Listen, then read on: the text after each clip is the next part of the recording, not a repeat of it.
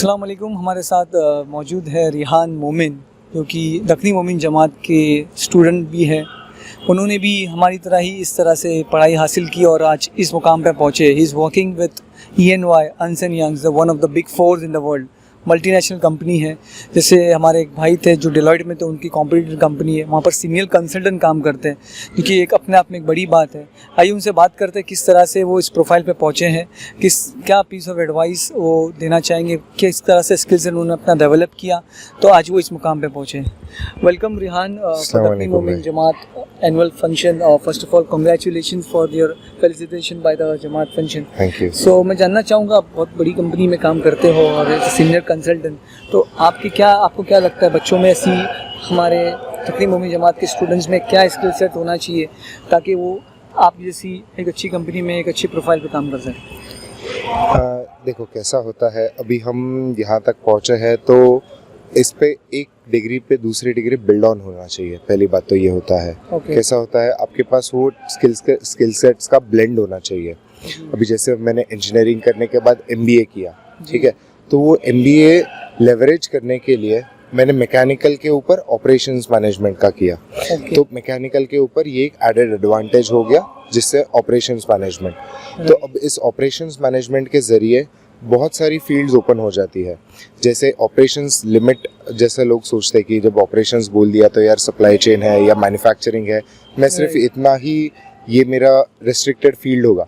मगर जैसा हम अगर खुली किताब जैसा देखें तो वो फाइनेंस ऑपरेशंस होता है, फिर operations in terms of technology implementations, ऐसा बहुत कुछ होता है। तो उसमें से ही एक फील्ड जो है टेक्नोलॉजी कंसल्टिंग, उसमें मैं काम करता हूँ। तो अभी टेक्नोलॉजी कंसल्टिंग में भी with respect to supply chain solutions, जो भी कंपनीज चाहती है कि हम जो नई नई टेक्नोलॉजीज जो आ रही है, जैसे AI हो गया, मशीन लर्निंग हुआ, या IoT हो गया, ये सारी चीज़ें जो चल रही है वो थर्ड पार्टीज इम्प्लीमेंट करना चाहती है उनकी कंपनीज में, लेकिन वो इम्प्लीमेंट करने के लिए उनके पास उतना स्किल सेट्स नहीं है।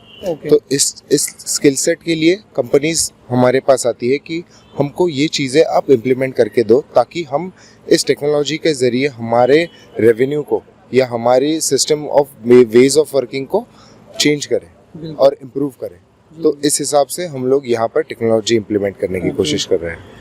तो यार मैं ये जानना चाह रहे थे हम, क्या आप बता सकते हैं बच्चों को, स्पेशली जो आपने टेक्नोलॉजी का नाम लिया, IoT हो गया, बिग डेटा हो गया, AI हो गया, किस तरह से हमारे दखनी मोमिन जमात के बच्चे इस कोर्स को, इस स्किल सेट को अपने आप में इम्बाइब कर सकते हैं, लर्न कर सकते हैं?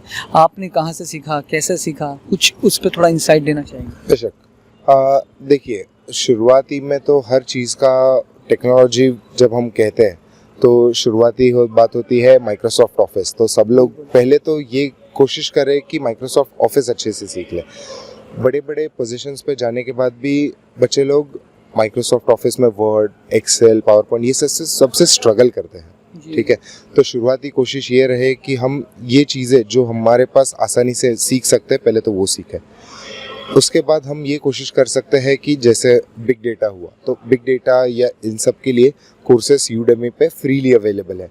ज़रूरी ये नहीं होता है कि हम कितने कोर्सेस या कितने सर्टिफिकेशंस करते हैं, ज़रूरी ये होता है कि हम उस सर्टिफिकेशन को या जो हमने सीखा है किस बेहतर तरीके से हम उसको इम्प्लीमेंट कर पाए, ठीक है।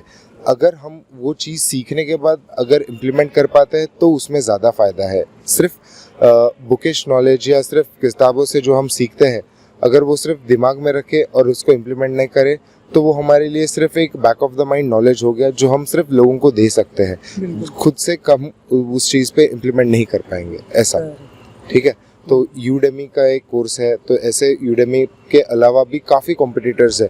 आजकल एजुकेशन इतना फ्रीली अवेलेबल हो गया है कि आप YouTube पे भी जाकर सीख सकते हैं, ठीक है। तो ये ज़रूरी हो जाता है कि आप क्या सीखना चाहते हैं, ठीक है, और उसके बेसिक से चालू करें। ज़रूरी नहीं है कि आपको पता है कि आपको एक एडवांस लेवल तक जाना है तो आप सीधा एडवांस लेवल पर जाए।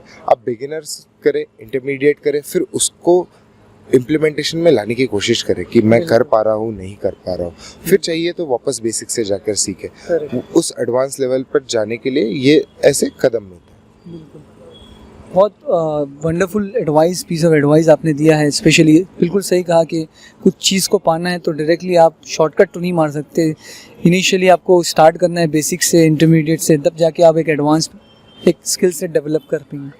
होपफुली आपकी इनसाइट बच्चों को थोड़ी इम्पोर्टेंस और उनको काम आएगी आगे हासिल करने के लिए। और once again congratulations and all the best for your future. Thank you. Thank you.